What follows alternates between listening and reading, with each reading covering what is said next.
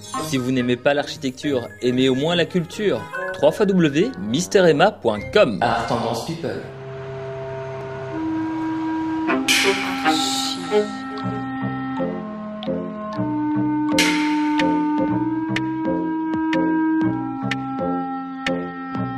Bonjour et bienvenue dans Archi Urbain, l'émission qui vous parle d'architecture et d'urbanisme à Bruxelles. Je suis en compagnie de Guy Kandereys. Bonjour Guy. Bonjour. Tu vas bien? Je vais très bien, merci. Alors tu es commissaire d'une exposition sur l'hôtel Aubec. Et dans la vie courante, à part être commissaire, tu travailles pour le monument et sites. Voilà, donc moi je travaille en fait comme architecte à la direction des monuments et des sites et on assure le suivi des chantiers de restauration des bâtiments classés à Bruxelles et j'ai la chance d'avoir suivi ou de suivre la restauration de plusieurs bâtiments de Victor Horta. Donc c'est un sujet, je ne sais pas si je le connais bien, mais en tout cas qui me passionne a priori. Eh bien justement, donc tu as déjà dit de quoi nous allions parler, puisque j'ai parlé de l'hôtel Aubec. Qu'est-ce que l'hôtel Aubec? Est-ce que c'est un hôtel particulier? Est-ce que c'est un palais urbain? Alors effectivement, c'est comme d'habitude avec Horta, quelque chose qui ne se situe dans aucune typologie existante, parce que c'est un peu la caractéristique d'Horta de se positionner par rapport au plan, de chaque fois un petit peu innover, et là c'est un petit peu ce qu'il a fait.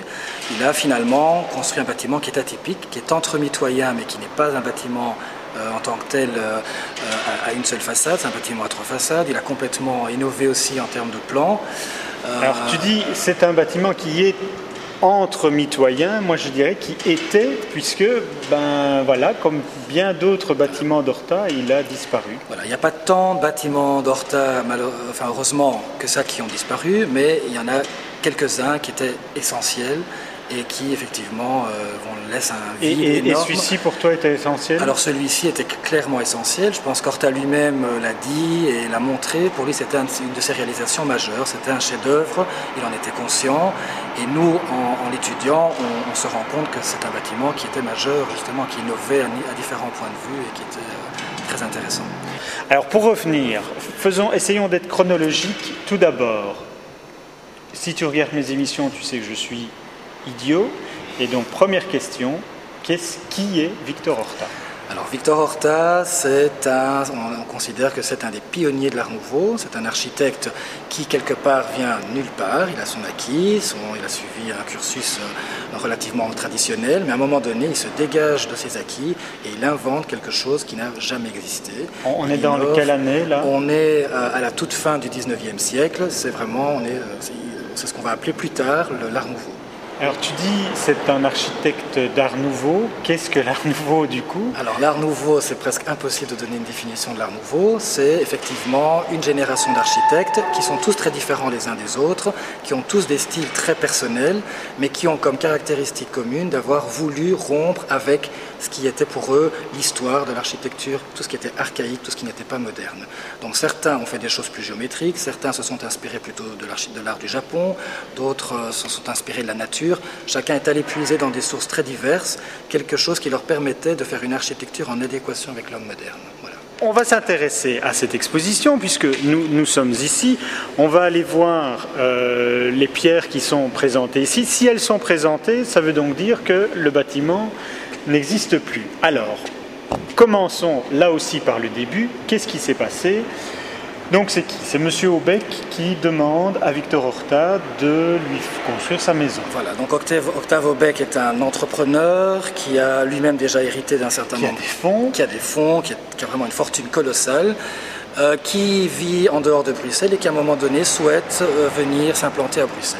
Oui. Et donc il fait appel à son cercle et il demande à rencontrer plusieurs architectes et puis en fait il n'est jamais satisfait jusqu'au moment où il rencontre Victor Horta.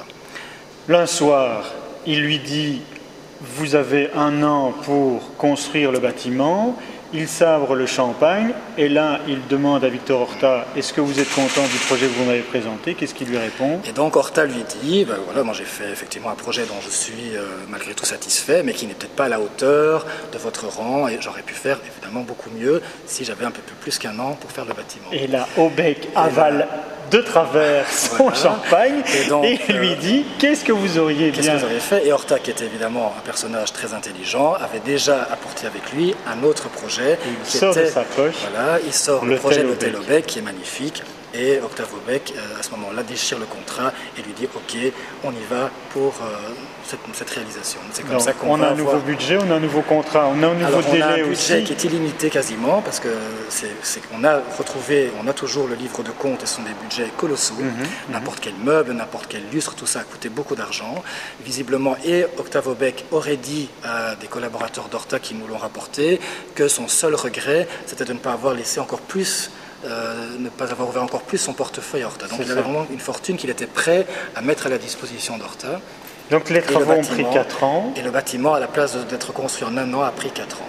Alors c'est également un projet complet, puisque Horta va faire le bâtiment, mais il va faire également l'intérieur.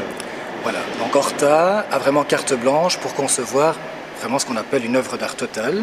Donc non seulement le bâtiment, on présuppose même qu'il a dessiné le jardin, en tout cas les grandes lignes du jardin, mais également tout le mobilier. Et quand on dit tout le mobilier, c'est pas seulement le mobilier d'apparat, c'est aussi le mobilier, y compris de chambres très secondaires, voire peut-être même. Mais il va même faire les napperons. Alors il ne va pas faire les napperons et il ne va pas broder lui-même les napperons, mais il va dessiner effectivement le monogramme qui sera brodé sur le linge de table. Donc c'est vraiment. Et il choisit également les œuvres qui doivent être. Et il a quelques amis, qu'il a des affinités intellectuelles et artistiques, qu'il conseille à Aubec et qui vont effectivement venir parfaire le décor intérieur. Donc il est vraiment resté attaché à ce bâtiment jusqu'à la fin et très vite après son décès, son fils... Il meurt quoi, en 47 ? Il meurt en 47. Et en 49, le bâtiment est vendu. Le bâtiment est mis en vente très très rapidement. Son fils revient, qui habite en France, revient, s'installe dans le bâtiment le temps de mettre tout en vente et en fait se débarrasse du bâtiment, entre guillemets,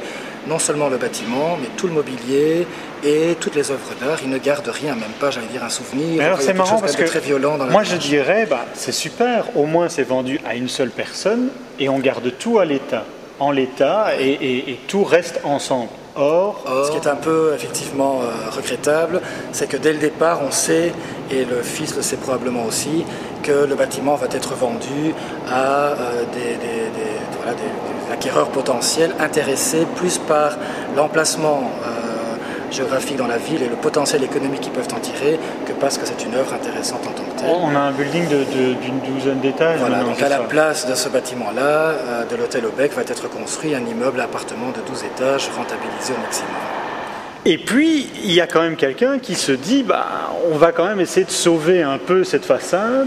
Donc, quelqu'un qui était proche d'Horta, qui décide de trouver un peu d'argent pour justement récupérer ça. Toutes ces pierres que l'on voit derrière nous, en 60 ans, elles disparaissent un peu, elles voyagent à travers la Belgique. Voilà, cette façade aura eu plusieurs vies, effectivement. Donc grâce à Jean Delay, qui est le fondateur du musée Horta, qui était un de ses derniers collaborateurs, et de Julia Horta, qui était la femme d'Horta, le ministre des Travaux publics de l'époque accepte de débloquer une somme pour qu'on démonte la façade principale en vue de la reconstruire ailleurs à Bruxelles. Donc c'est un peu particulier dans ce contexte-ci, et c'est tellement particulier qu'en fait il n'y a jamais eu un projet de reconstruction. Il y a eu plusieurs projets qui ont existé, mais ça n'a jamais abouti pour des raisons financières, et parce que quelque part, je pense que ça a toujours été un petit peu incongru par rapport déjà aux mentalités qui avaient évolué à l'époque. Donc cette façade a déménagé 8 fois à travers toute la Belgique en pièces détachées jusqu'à ce qu'elle aboutisse ici. Pour vous expliquer donc ce qu'on voit ici, donc ici c'est de la façade couchée et ce qui est là c'est donc le balcon qui est en pierre aussi et chaque pierre pèse. Alors les pierres du balcon, on estime qu'elles pèsent 3 tonnes. D'accord. Voilà, donc effectivement il faut déjà le vouloir. On va les voler tout de suite. Et donc, tout a été retrouvé, tout a été nettoyé, tout a été positionné. Je trouve ça très mignon de voir ces pierres avec leurs petits chiffons, etc., pour les protéger, alors qu'on les a abandonnés pendant tant d'années dans des champs. Tout le monde s'en foutait. C'est vrai, tout à fait. Voilà, donc là, on a fait les choses correctement. Oui.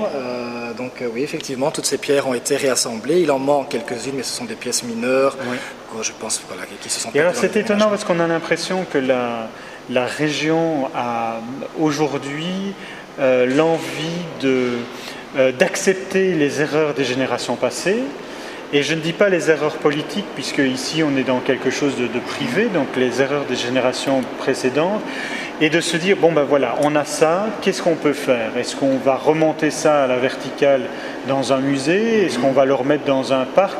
Et toi tu dis non, autant le laisser coucher. C'est-à-dire que voilà, je crois que de façon très pragmatique, j'appartiens à une autre génération. Je n'ai pas connu le démontage à l'hôtel Aubec, je n'ai pas connu tous les projets qui ont été présentés dans les années 70 et 80 et défendus par différents architectes tout à fait respectables.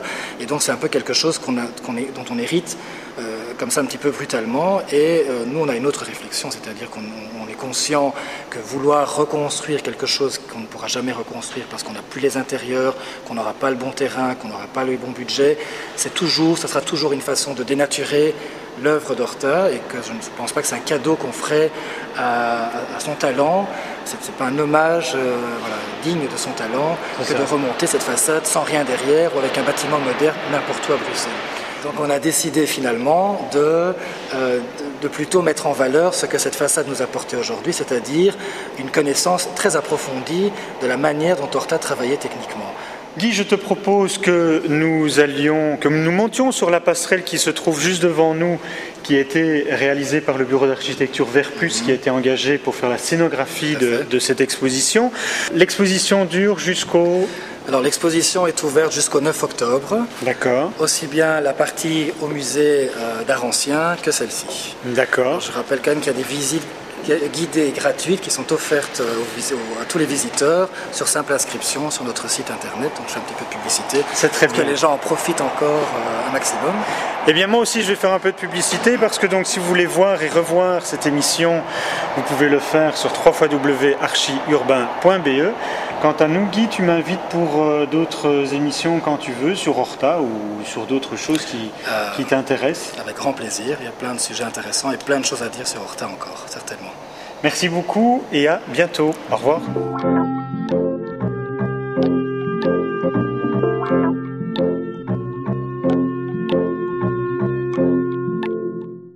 Si vous n'aimez pas l'architecture, aimez au moins la culture.